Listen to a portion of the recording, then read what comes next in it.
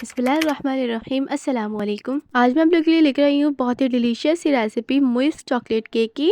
1 pound की recipe share करने वाली हूँ जो कि बहुत ही आसान है। विदाउट ओवन बना के हम तैयार करेंगे, यानी हम पतीले में इसको तैयार करने वाले हैं और इसको हम बहुत ही आसानी के साथ बनाएंगे। बिगनर्स भी इजीली बना सकते हैं, कोई भी प्रॉब्लम नहीं आएगी अगर रेसिपी कंप्लीट सीखेंगे तो।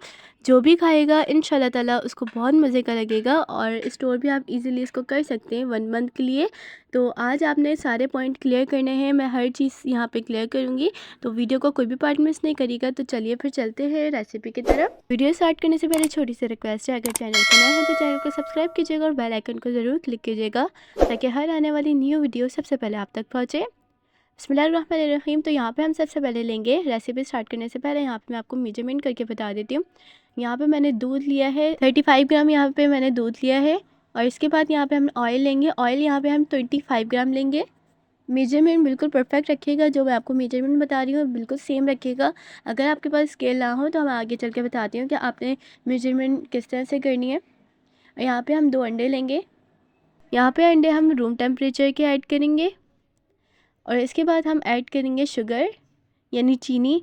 चीनी हम जो ऐड करेंगे वो मैं आपको बता देती हूँ कितनी ऐड करनी है। यहाँ पे मैंने मेजरिंग स्केल ले लिया है। स्केल से क्या होता है कि बहुत ही आसान हो जाती है बेकिंग, तो स्केल अपने पास आप रखें, स्केल रखें और दूसरी चीज़ यहाँ पे आप मेजरिंग कप्स रखें। इन दोनों चीज़ों से आपकी बेकिंग बिल्कुल परफेक्ट बन के तैयार होगी। यहाँ पे हम लेंगे 100 ग्राम चीनी। जैसा कि आपको पता है कि केक जो हम बना रहे हैं विदाउट ओवन बना रहे हैं, तो यहाँ पे मैं आपको एक और चीज़ क्लियर कर दूँ, हम विदाउट बीटर भी बना रहे हैं। इस रेसिपी में हम इलेक्ट्रिक बीटर यूज़ नहीं कर रहे हैं। अक्सर ऐसा होता है ना कि बहुत सारे घरों में इलेक्ट्रिक बीटर नहीं होता है, तो आज मैंने आप लोग के लिए बग़ैर इलेक्ट्रिक बीटर के ये रेसिपी शेयर की है, तो हर कोई ईज़िली बना सकते हैं। हैंड विस्क की मदद से आप इसको विस्क करें। इसके बाद यहाँ पर हमने इतना विस्क करना है कि ये इसका कलर चेंज हो जाए, यानी फ्लफ़ी हो जाए। थोड़ा सा टाइम लग सकता है पर ये इजीली हैंड विस्क की मदद से भी फ्लफ़ी हो सकता है। और अगर आपको बीटर यूज़ करना है तो बीटर जिसके पास हो तो वो बीटर भी इस्तेमाल कर सकते हैं। तकरीबन 2 से 3 मिनट लगेंगे, बीटर से भी इजीली बन जाएगा। और अब मैंने यहाँ पे दूध ऐड किया है जो कि 35 ग्राम था, अगर स्पून में देखा जाए तो ये 4 टेबल स्पून है। और इसके बाद मैंने ऑयल ऐड किया है जो कि 25 ग्राम था, और अगर स्पून में देखा जाए तो ये 3 टेबल स्पून बनते हैं। टेबल स्पून और टी स्पून में बहुत फ़र्क है, इसका ख्याल रखिएगा। और इसके बाद मैंने यहाँ पे ऐड किया है वनीला एसेंस 1 टीस्पून, और इसको बहुत अच्छे से मिक्स कर लेंगे।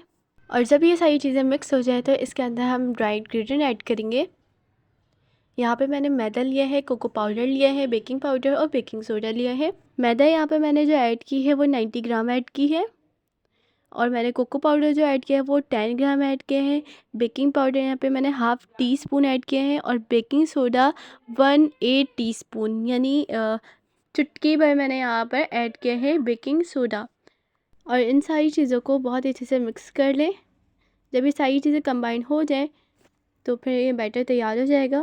और रूम टेम्परेचर पे होनी चाहिए सारी चीज़ें, जितनी भी हमने चीज़ें इसमें ऐड करी हैं सब रूम टेम्परेचर की लीजिएगा। कोई भी फ्रिज से निकाली हुई चीज़ यूज़ नहीं कीजिएगा।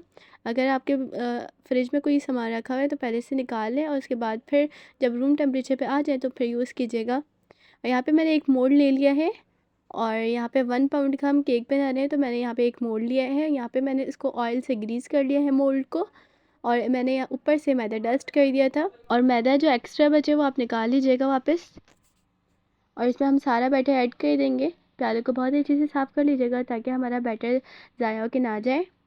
और यहाँ पे एक स्टिक ले लीजिएगा, और अगर आपके पास स्टिक ना हो तो माचिस की जो तीली होती है आप वो भी ले सकते हैं।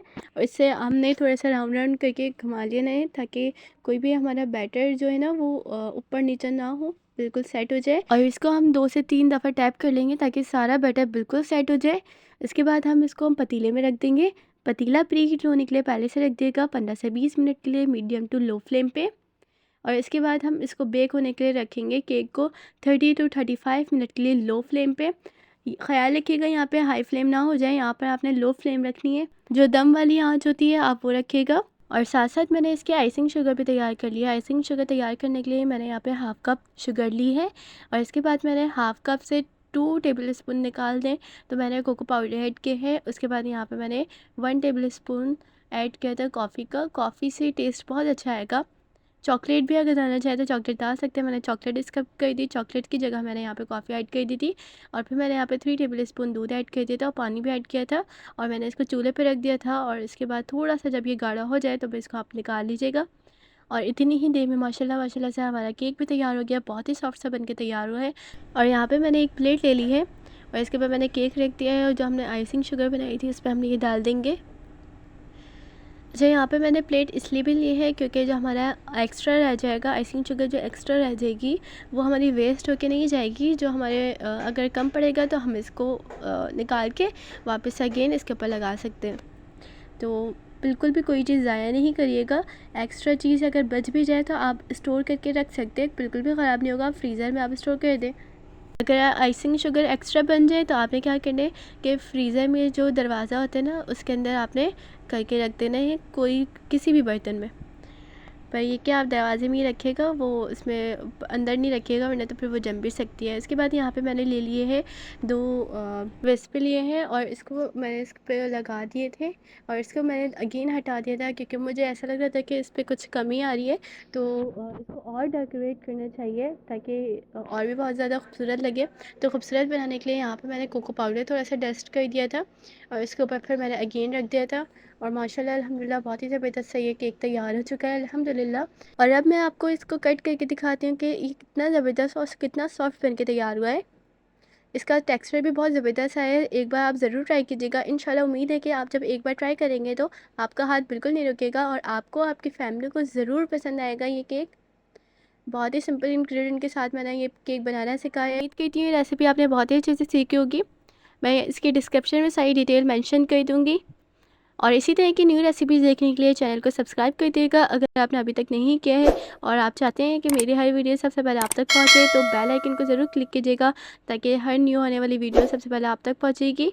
और अगर आपको कहीं पे भी प्रॉब्लम आ रही है बेकिंग करने में तो आप मुझे इंस्टा पे डीएम कर सकते हैं। वैसे अगर आप वीडियो को प्रॉपर देखेंगे, मेरी गाइडलाइंस को फॉलो करेंगे तो इंशाल्लाह ताला कहीं पे भी प्रॉब्लम नहीं आएगी। और फिर भी अगर कोई प्रॉब्लम आती है तो आप मुझे डीएम कर सकते हैं। और चलती हूँ, दुआ में याद रखिएगा, अपना ख़्याल रखिएगा और मुझे हमेशा दुआ में याद रखा करें। इंशाल्लाह ताला न्यू रेसिपी के साथ मिलूँगी। अल्लाह हाफ़िज़।